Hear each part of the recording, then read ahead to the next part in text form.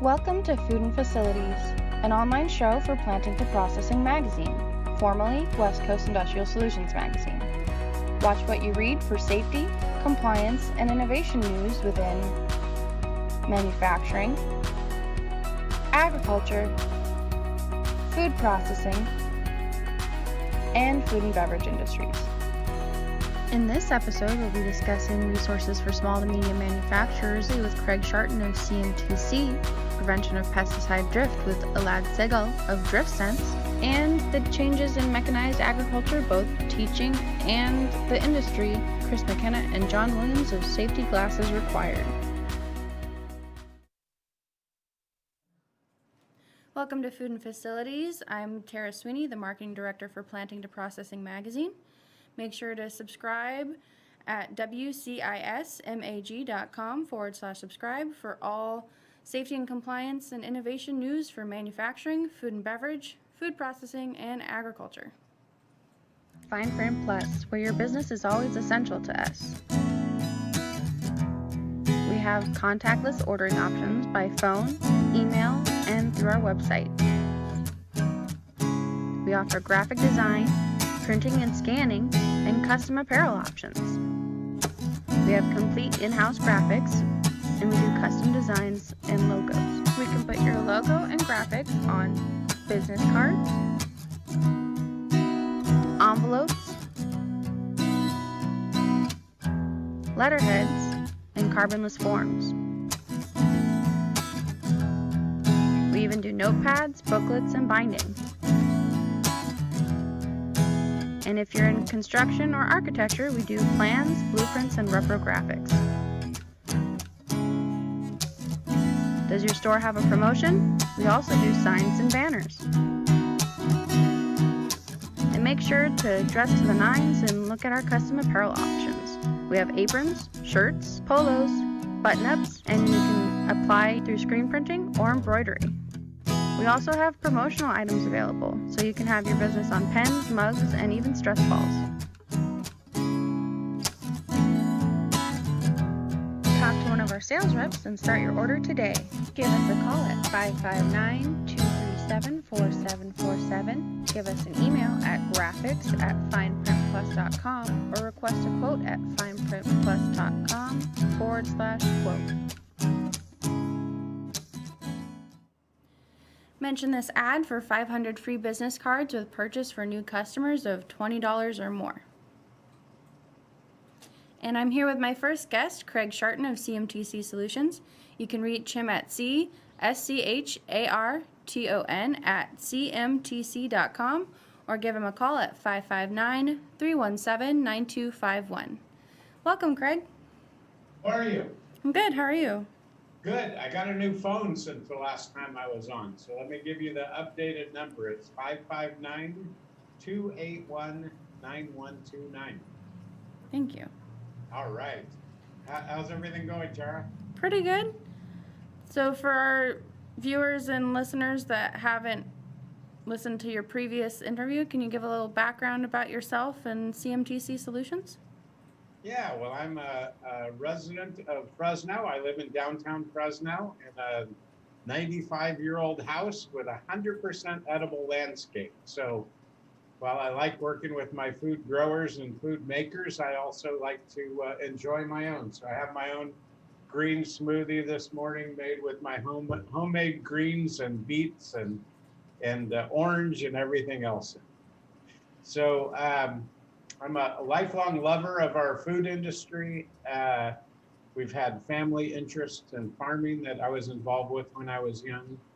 And then when I was working for the city of Fresno under Mayor Ashley Swearingen, we started the Fresno Food Expo to try to connect buyers from around the world to our local food makers to increase their sales, to grow our economy. So I've been doing this kind of stuff for quite a while.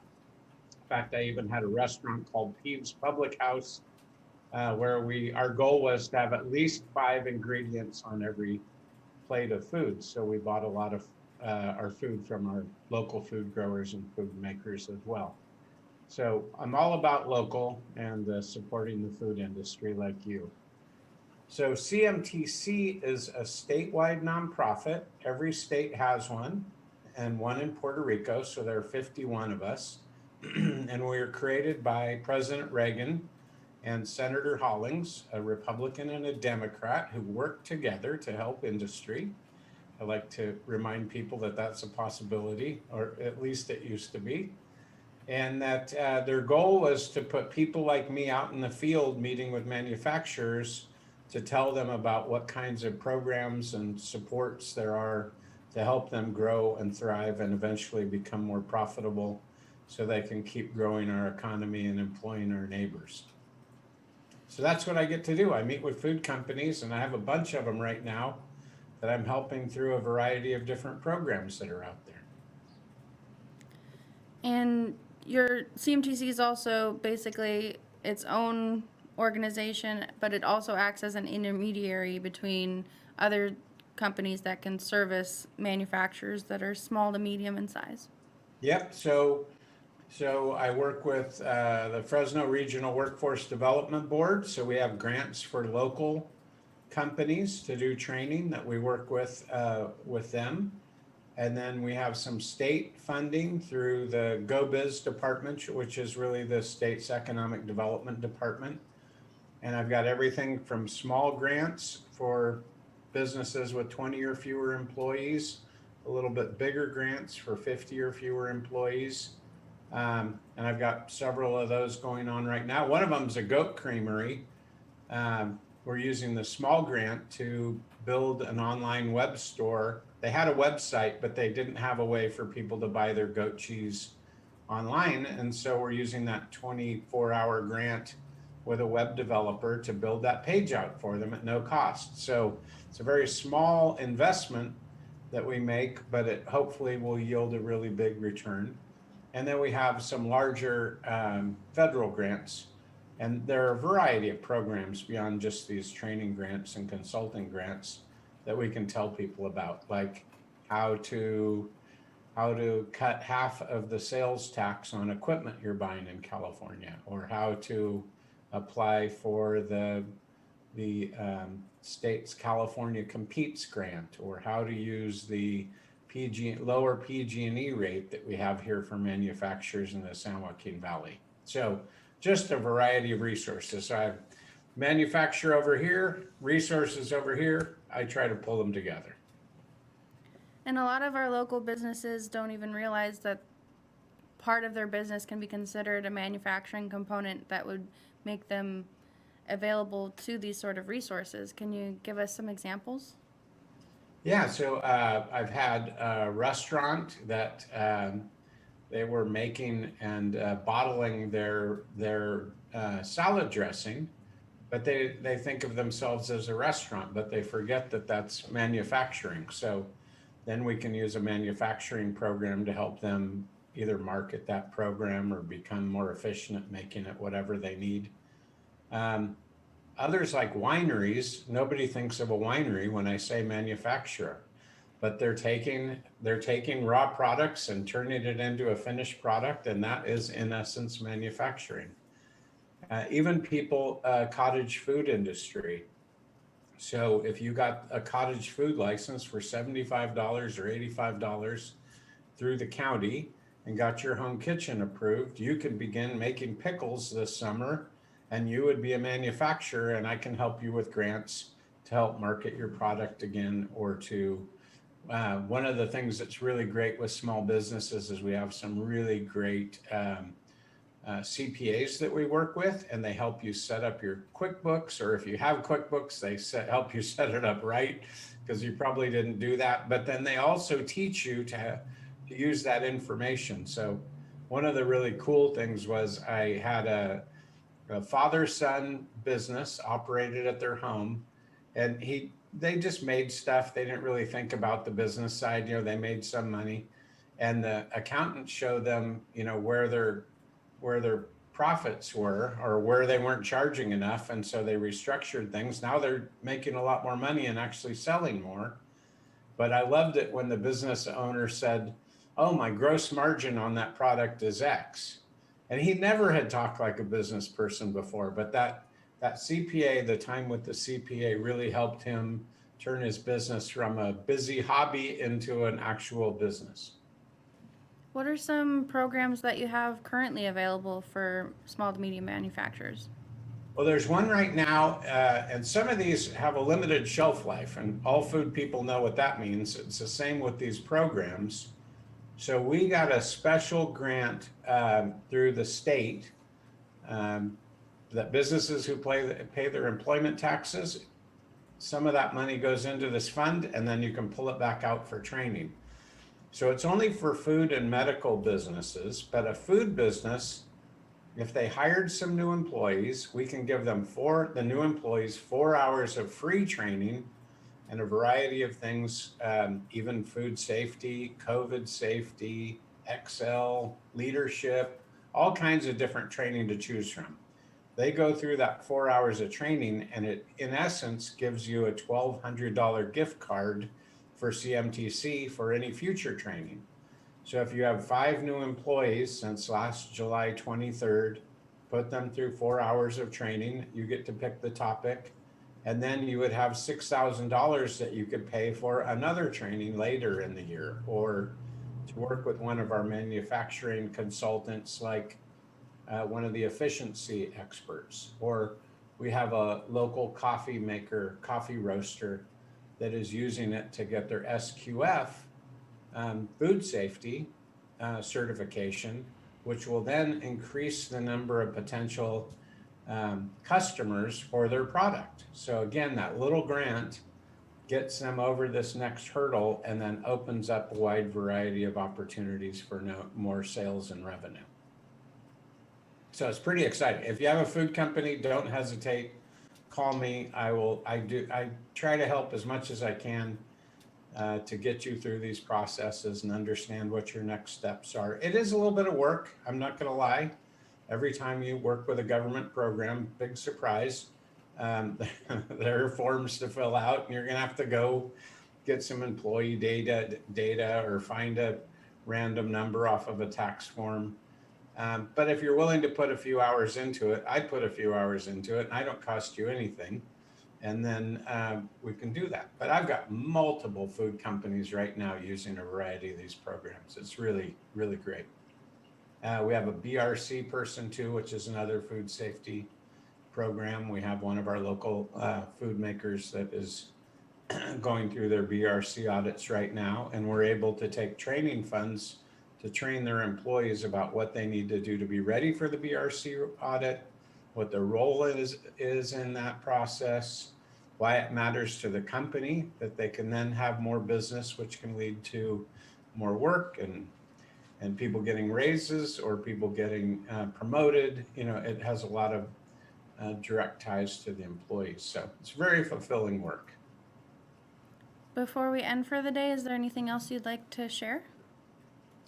Well, I think that I've had businesses and I never had time to go out and find what programs are out there. And I know you don't either. And if you decided to look one day, you wouldn't even know where the heck to call. Am I going to call the county? It's the city, the state, what department? You know, you're going to guess wrong and you're going to get frustrated. So that's my role, is to try.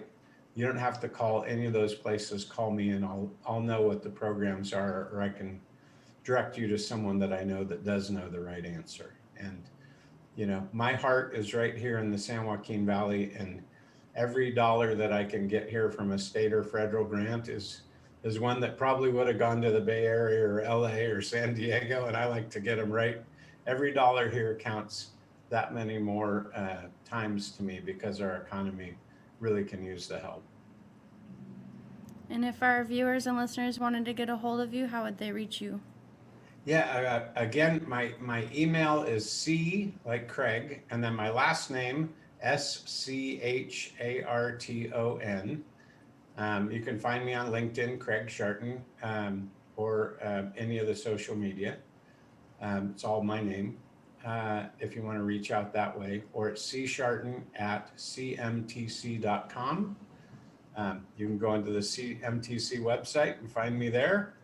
Or again, you can text me or call me. Don't leave a voicemail. My voicemail box is always full, so I barely even look at it. So it is 559 Thank you for joining me today, Craig. I hope you have a good All day. right. Thanks for the great work you're doing. Keep it up. I see your expansion into even more food stuff. So that's fantastic. Thank you, Craig, and likewise. We'll see you soon, Tara.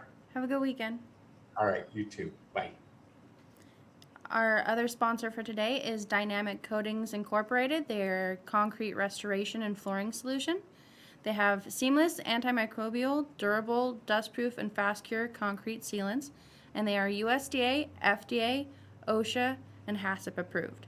You can reach them at DCIFLOORING.com, or you can give them a call at their Sacramento location at 916-485-6800, their Oakland location at 510-352-7000, their Fresno location at 559-225-4605, or their Los Angeles location at 562-634-9887.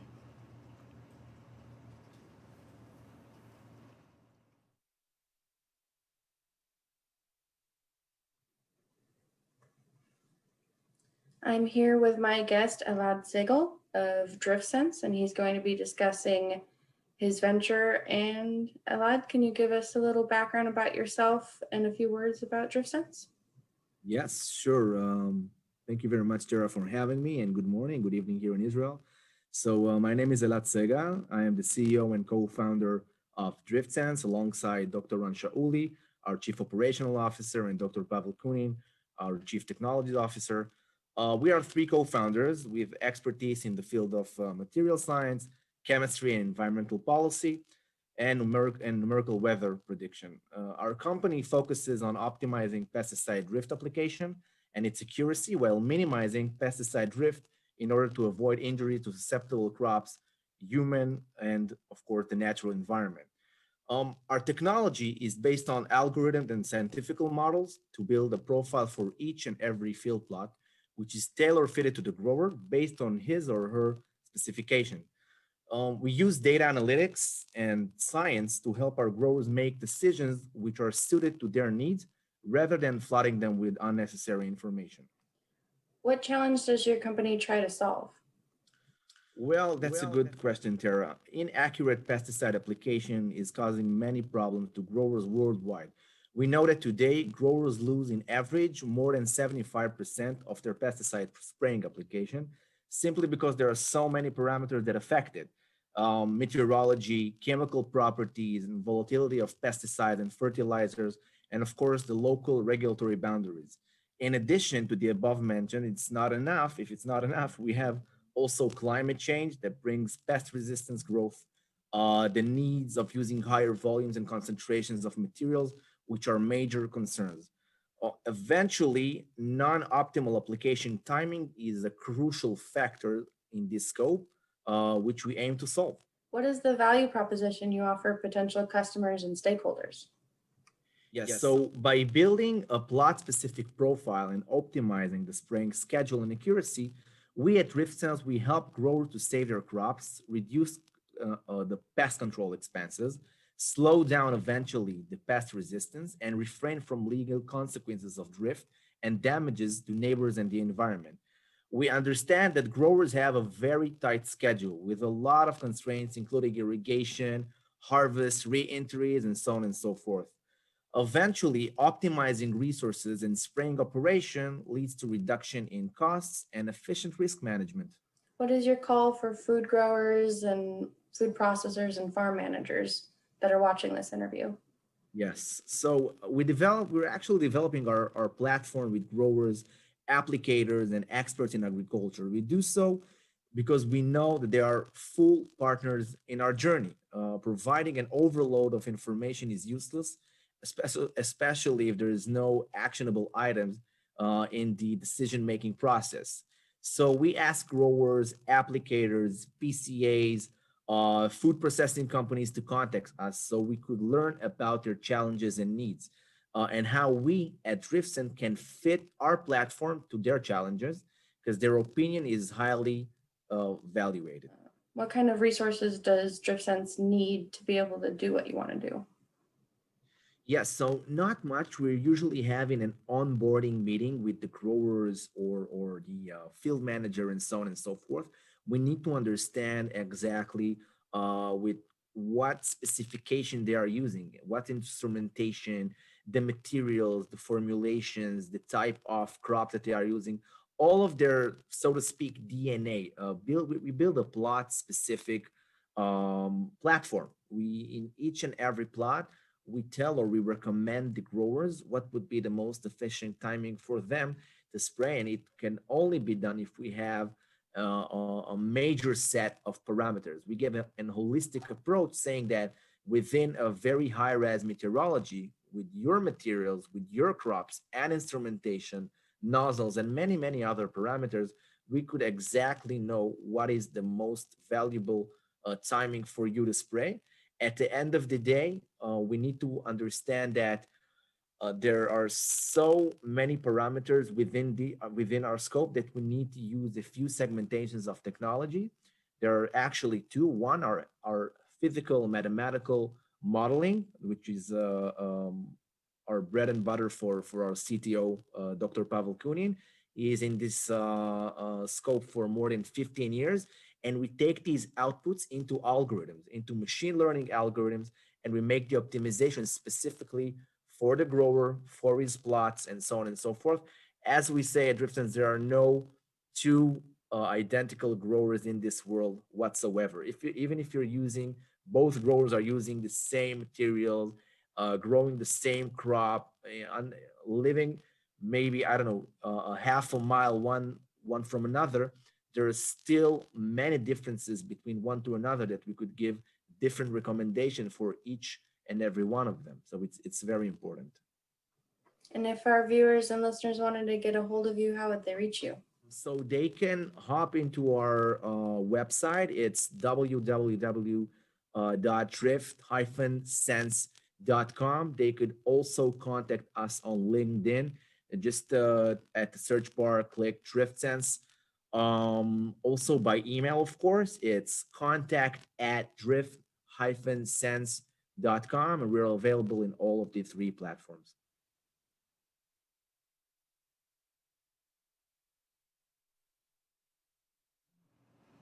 Another one of our sponsors is Safe Food Alliance. When it comes to food safety, they've got you covered. They have a 360-degree suite of food safety services. They do research, laboratory services, on-site training, distance training, online training, and then they also have the Safe Food California trade show, and they do safe food certifications. Make sure to reach out to them at safefoodalliance.com. That's SAFEFOODALLIANCE.com, or you can visit them at their Kingsburg, California location. I'm here with John S. Williams and Chris L. McKenna of Safety Glasses Required, and I wanted to introduce them to our listeners and our readers. John, Chris? My name is John Williams. I'm a faculty member. I teach mechanized ag here at Fresno State, California State University, Fresno. I've been in ag education for 12 years, I think. My emphasis or my passion is ag, mechanized ag in the power setting, and it's talking about like engines, transmissions, hydraulics, those things, a little bit of welding, and then safety, which is all a part of our entire curriculum. Is safety is in everything. And so grew up on the coast, moved here to Fresno to go to college, and kind of planted my roots and stayed here. So happy to be on your show today. So my name's Chris McKenna, and I've been teaching agriculture for 13 years now.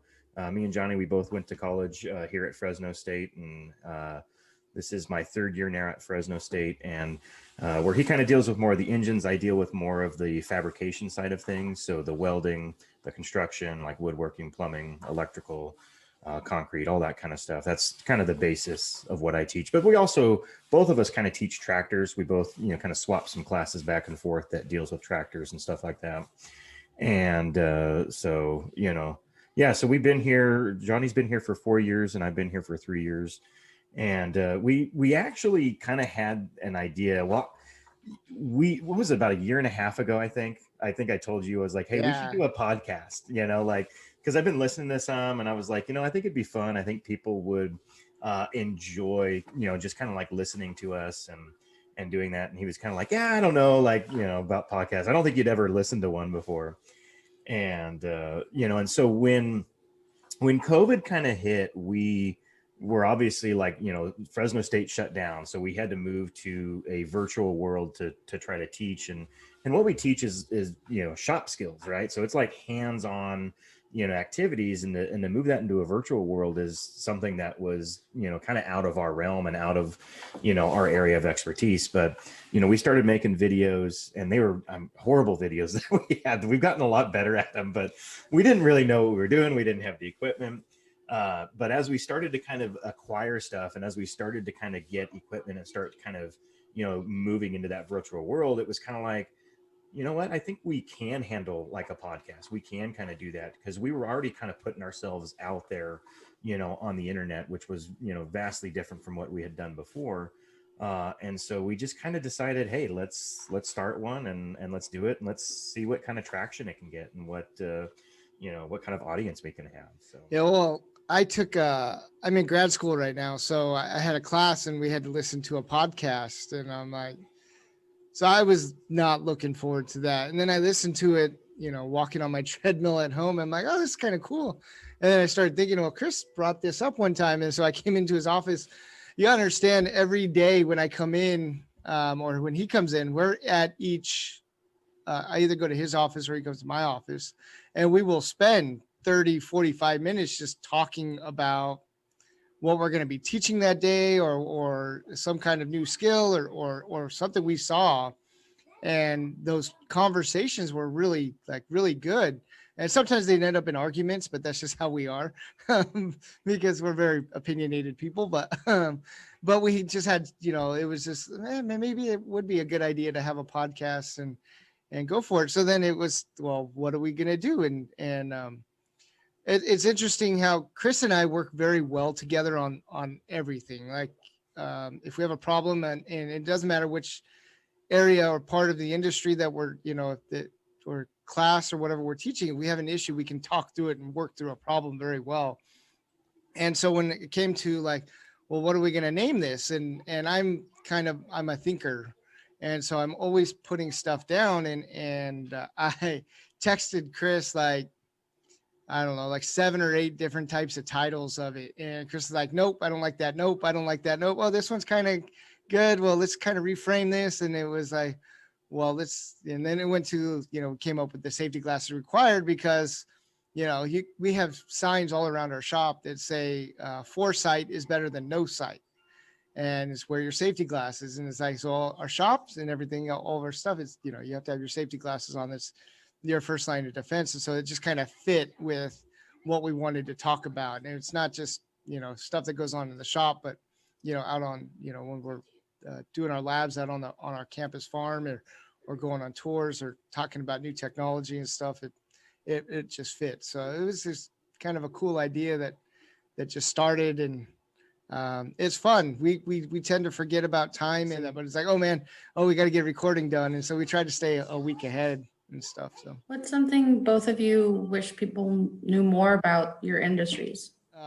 In ag education, everything fits under this umbrella. It's called ag mechanics. And it's a lot of times people just think ag mechanics is just welding and those things. And we tend to forget that it includes, woodworking, it includes electrical, it includes tractors and engines and things like that. But a lot of times, people just think, oh, ag mechanics, it's just stuff in the shop. And so I guess the biggest thing that we try to talk about is, we go outside of that, is kind of incorporate as much as we can. And you look at everything in industry, and technology is changing everything with with GPS and drones and things like that are making agriculture so much better, and they call it precision agriculture, and that fits underneath this umbrella. And so there's so much more to just being, in our shop. It's just a very big industry, and it's a part of all agriculture. It doesn't matter if it's animal science or it's plant science or whichever. Ag mechanics and machinery are just a part of it all. I think kind of picking up off of that, what a lot of people think and their ideas of like what a shop is and what a shop class is it's kind of like, oh, like it's just kind of like dumbed down, and there's not like a lot of like thinking that needs to happen. But Johnny and his like small engines classes, like there's a lot of like engine theory, there's a lot of like physics that we deal with. In the fabrication side of things, we're dealing with geometry, and we're dealing with kind of how do we figure out different angles, and how do we handle that stuff. And so there's a lot of science and math that's actually involved in it that a lot of people, they don't really think about it. If they're not involved with it, they don't understand it.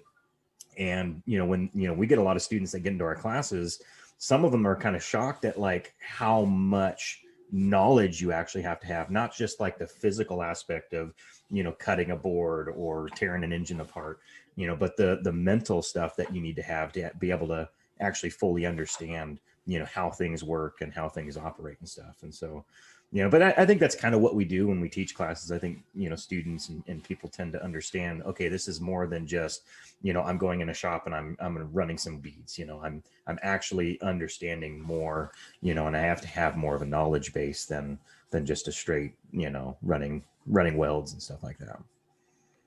How would you say the pandemic has affected both your instruction and ag mechanics as a whole? Well, it's definitely been kind of a tough road. And, Johnny's probably going to have a different perspective from me, especially since, from last semester, he had some classes that were in person, and I had all of my classes that were all virtual. And so trying to do, and especially like last semester, trying to do a welding class online is something that is very challenging, because it is a very like hands-on, like we need to get into a booth, we need to weld, we need to get that experience. And we're not developing students that are going to be certified welders that are going to go out and do that, but they need to have that experience so that way they have that understanding. A lot of our students, a lot of my students that I have are going to be, ag teachers. Some of them are going to be shop teachers. And so if they don't get that experience, how are they going to be able to teach their students that are going to potentially go into the industry and do that? And so they need that.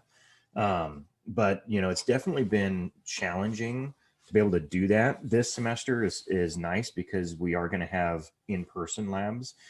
So hopefully that's going to kind of curb some of that stuff, and we'll be able to kind of pick those up. Creating like YouTube videos, like making sure that we have access. I actually just used one yesterday. I had a student that came in, and he wanted to, do some welding. It was one of our little student assistants, and he wanted to get some welding practice, but he's like, I don't know how to set up this welder. So I'm like, oh, hey, I have this YouTube video. I just sent him the link, and I'm like, there you go. You can look at it. You can set up that video, watch the video and set it up. And so some of those things is going to kind of change the way that we work in the future, and just the access to the information. And I think one of the huge advantages to it is, and I've talked to my students, and I know Johnny, we've talked to them, our students about this, but when our students take a course, they're not just taking a course for a semester. They are building a connection with us, and we are a resource to them. And it's nice with the videos because these students are going to have that resource that they can go to if they ever need any help. If they ever need that, they can always come to us, but they don't have to now. They can just watch those videos again, and they can, kind of get that same information that they got when they took our class. I guess to add on to that, for me, it was challenging in March when the shutdown happened, and everyone would say, well, it's, everyone, 2 weeks, it's 2 weeks, let's flatten the curve, let's get through it. And we were getting information from our campus administration, and they were saying, we're going to be back open by April 26th or whatever the date was. It's like, okay, we can manage this, it can get through. And then as that date got closer and closer, it was like, oh, well, it's going to be pushed back. It's going to be pushed back. And then it was like, we're going to plan on coming back next fall. And it's just, for me, I had, 17 small engines taken apart in the shop and 12 diesel engines all in pieces. And it's like, wow, how am I going to get through, put this all together? And it was the frustration that came in. And then, for the students, I felt really bad because they got halfway through, an entire semester. And so they only got half the like hands-on skills and knowledge. And Chris talked at the beginning about videos and stuff in our first couple of videos. And we learned, a lot of different things is, how do we upload it to YouTube? Because our platform we were using, well, it wasn't the best as far as, or hadn't enough, memory and stuff. And so it just kind of, we just adapted and we had to push through. And then going into the summer, I found out that 2 of 3 of my classes here at the university were going to be in person. And then I also teach a welding class at Reedley College, and that class was going to be in person for the fall.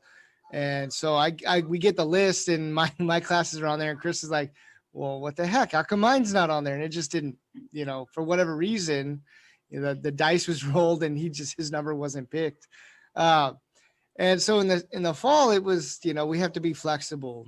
And so I was trying to be as flexible as possible. If students lived out of town or whatever, you can stay home and do the virtual side of things. But that posed a huge issue because I had half my students that were coming into lab and doing the hands-on stuff.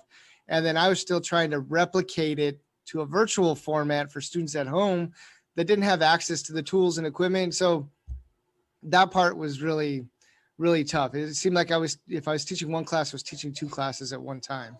And so the workload increased and everything. And so it's just, you have all these frustrations with the pandemic, and I understand, keeping people safe and keeping our industry going. I'm thankful that I'm in education because, I was lucky to keep my job and have the ability to work from home at times when I needed. And then I look in the agriculture industry and realize that didn't stop. The agriculture industry did not stop. It didn't matter if it was in the farm or in the packing house or wherever, people needed food, people needed everything that agriculture provides us.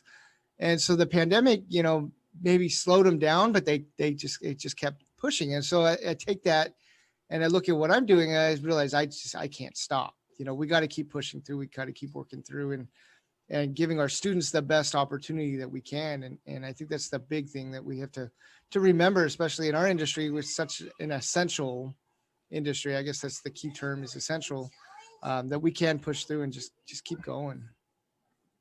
I do think a lot of people, when they hear essential workers, they think more of healthcare and they forget about all of the industries that are the backbone to the fact that we can have civilization and have access to food. And it's definitely a big issue where, no, these are the people that are the backbone of our country. Yeah, you bring up a good point. And it's not just a lot of, stereotyping. Farming is just a guy with a pitchfork, and they forget all the technology that goes into it, or the amount of acres that their farm has. But everything from, just the start of getting the land ready to planting, to harvest, all that, to the trucking, to the processing, all the way through to the store shelves is such a huge part of our lives. And we look at essential, we have the healthcare, we have agriculture, we have, grocery stores couldn't close, those things, and people needed those items and to be able to survive. And I guess pandemic to me really, I think, opened people's eyes of, 1, where's my food come from? And 2, how do I protect myself for the future and have a better understanding of how things are done? And I think a lot of people are a lot more in tune to what's going on in our world, instead of just thinking, I could just go to, Vaughn's and get my groceries. It's like, well, I go there and maybe limited to 1 pack of chicken. It's like, okay, we got to rethink this stuff. So What is one way you've seen the industry pivot during the pandemic that you think will help in the future to know that the industry can do it in this way? I've talked to a couple of guys who sell equipment, and they've had an increase in sales this year whichever reason. But I think the thing that we're going to see the most is technology. We already knew we had a labor shortage in the state, but I think, with the pandemic, that increased and changed some things, and the way that the companies are using technology to, bring mechanization into a lot of aspects that probably hasn't been, or they've been trying to work through it. I'm sure we're going to see over the next couple of years, where this technology they're developing right now is going to really kind of take over and take off. It's interesting because you think about our tractors and things, and there's a company out of Kingsburg that makes autonomous sprayers, and that, it's kind of old news because it came out a couple of years ago, but we're going to see more and more of that come into play. And you think about that, if I can send one guy out and with that tractor, with 5 different rigs, and he's running them from a van or a vehicle next to the field, you're not worried about COVID transmission or things like that. And so they're going to be working on a lot of things along those lines. And some of the industries, it's a challenge to overcome that because we rely so heavily on labor. But I think that's one of the things we're going to see. I think we've definitely seen, even before the pandemic, there was more of a push with technology, just with stuff that's kind of coming out. But I think this just kind of propelled, that even further. And, it's kind of forcing people that, especially people that maybe haven't had, the experience with technology, that it's forcing them to use technology. It's forcing them to do that. A Zoom meeting, for example, like I very rarely got on Zoom meetings before. And now there's tons of them. And, I feel proficient enough that I can, navigate and do it. But before, I never messed with it before. I'd never set it up. You heard about it. We knew what Zoom was, but we didn't use that. And, I think in general, I think there's a lot of things that are going to change, not just within the industry, but just in our lives and how we work and how we operate. I think, there's some significant changes, and it may even happen like with our classes. We've talked about with some of our classes, we have some lectures on some days, and then there's a lab later on, and there's some days where we only have a lecture, and we have that lecture, a lot of our students, that's the only thing that they come into class for. And so for us, even, we may be like, hey, you know what, in the future, we may do like a hybrid where there's, that one day where they're supposed to come in for an hour, we may just do that virtually instead of having them come in and do that. And, kind of frees up those students a little bit more and, kind of changes that, but it doesn't, dilute what they're learning at all. It's still going to be, the same education that they're getting. It's just going to make their lives a little bit easier, which is something we probably would have, we wouldn't have never have even thought about that. We would have been like, no, we're going to do it in person. But now it's like, well, we can do it. We can handle some of those things. There's some things that you have to be in person for, right? But there's some things that they don't need to be. And so I think we're going to see that change, kind of coming our way. I think John touched on the transparency of the supply chain, especially for food now because of the pandemic. And then you also brought up the actual not needing to commute to get your education as much. And it's especially important because a lot of students I know have issues with transportation because they're all throughout the Central Valley. And sometimes it's hard to make it to state on time and get parking and everything. So it kind of eliminates that extra stressor for them. Yeah. And you look at like Fresno State is a commuter school. So, a large majority of our students do not live in Fresno. And I'm sure that's a lot with a lot of other universities. I'm not exactly sure, but especially with Fresno, the university, the CSU systems, each of the universities have a certain area that they cover. And our area goes everything down to around Bakersfield, north up through Merced, and then, all the way west to like Salinas Valley area, and then down into Santa Maria, which is a huge area for our students. But we have to do what we can for our kids, and we look at mechanized ag, and our program has grown dramatically in the last couple of years, to where when I first got hired, I was a part-time, actually it was 7 years ago, I started teaching part-time. I just taught a night class. There's only one full-time instructor in mech ag. And I got hired full-time I was the only one for a year. And then it was like, man, we need to add, and we were able to hire on Chris, and, we've grown and we serve 6 different majors within the Jordan College, which is the ag college here at the university, and everything from the animal science folks to the industrial technology, ag business students take our classes, plant science. So a lot of diverse student body and diverse majors. And then one thing we also do is, what's interesting during the pandemic is we do all the tractor safety for our student workers on our campus. And so we had to change the way we taught that because Chris has a class, it's a night class for 4 weeks each semester.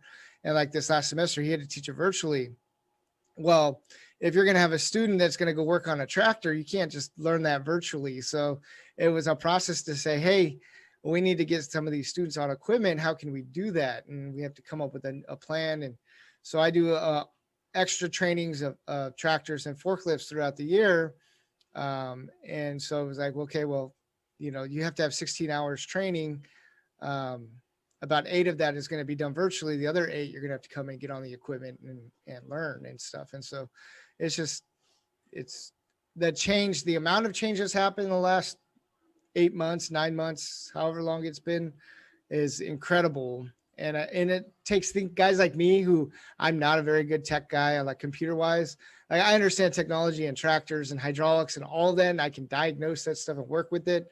When it comes to this computer sitting in front of me, that guy in the other office helps me out quite a bit as far as learning that stuff. So Yeah, I definitely am the technology person and kind of handling that kind of stuff. I enjoy the technology, and even though there's some things that I haven't done, it's definitely been nice. But that's why, like Johnny said, like we kind of complement each other. We work well with each other because there's some strengths that he has that I don't, and vice versa, and it works out. But yeah, no, the safety course, we've actually another thing, and there's some things that we really want to do, and especially related to safety. Like for me, safety is like a huge thing. I take it very, very seriously, when we're in the shops and stuff like that. And with the tractor class, when we teach the safety, we actually have some pretty old, I think they're from the 1980s, like tractor safety videos. And we show them because they have good information, but it's just kind of outdated, like the stuff is just old. And, so we've talked about, making a tractor safety video, kind of similar, kind of, a parody to that kind of stuff, but just kind of updated, and also kind of, local, like, so it has, us, it has our students, in it, our equipment and stuff. And we've done some kind of short ones. We've done, how to jump batteries. We've done, how to, hook up a 3-point hitch. And those are some nice things that we're going to be able to use, that we can kind of front load information with students and say, okay, hey, watch this video, and then we're going to go out and then we're going to actually do it. But, they get to see that process. They get to see that, that stuff. And so, we're still going to kind of continue working on those things and developing some of those things, not to the extent that, we have last semester, because, we're having in-person classes. So there's going to be more of that. And that need is not, as demanding, but it's definitely something that, it's kind of changed the way that we're going to operate in creating some of those things. And so those are some things that we're going to kind of work on, kind of probably this semester. I think we're going to work on, some of that and put some things together. I think John touched on some of the changes that you've had to make in the industry, where it's one person operating one machine that can do multiple tasks. How do you see technology affecting the industry going forward, and how do you think that's going to affect safety?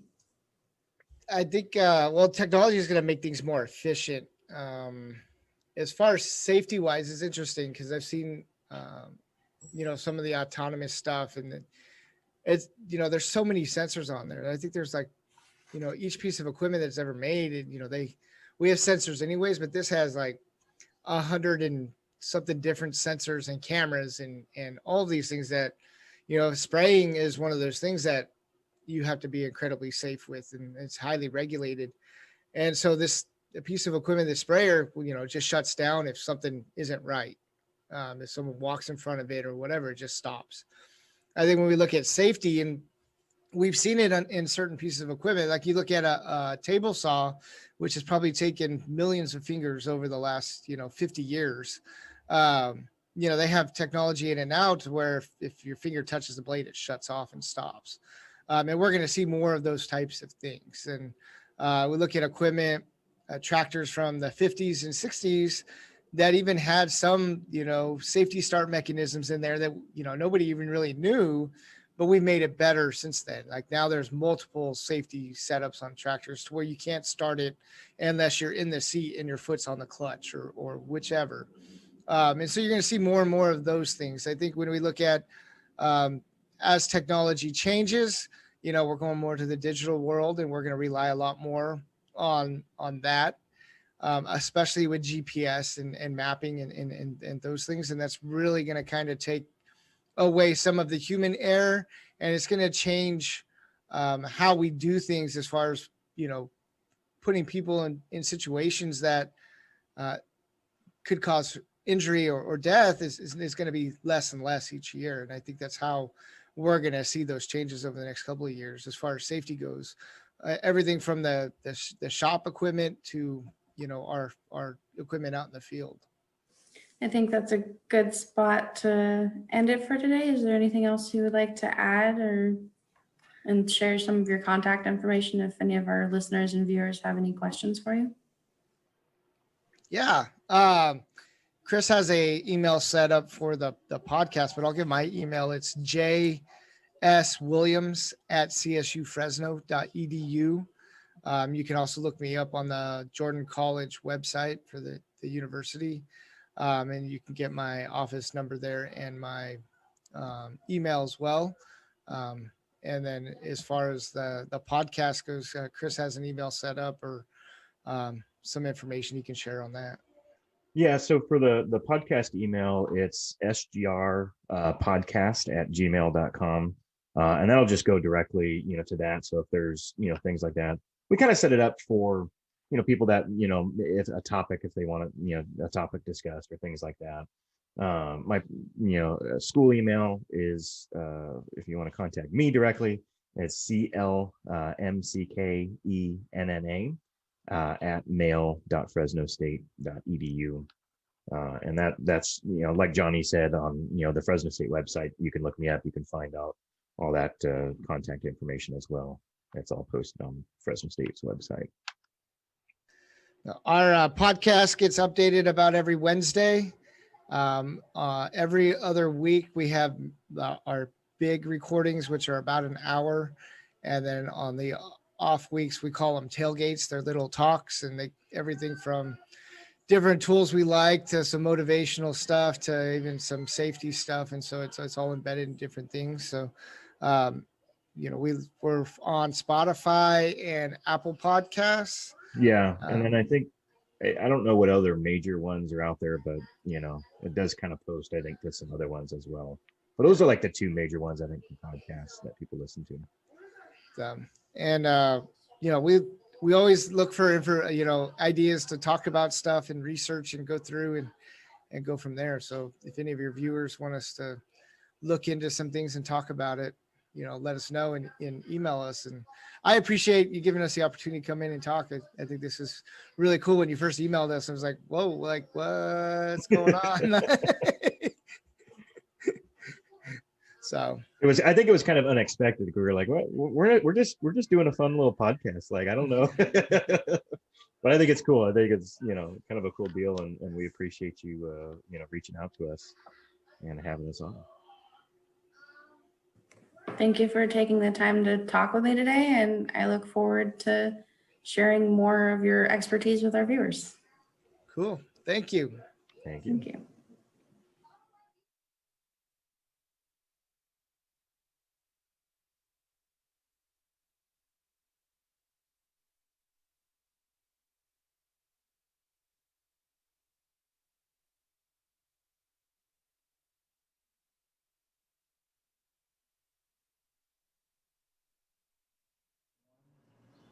And now we will have a moment of silence for our Black Lives Matter community.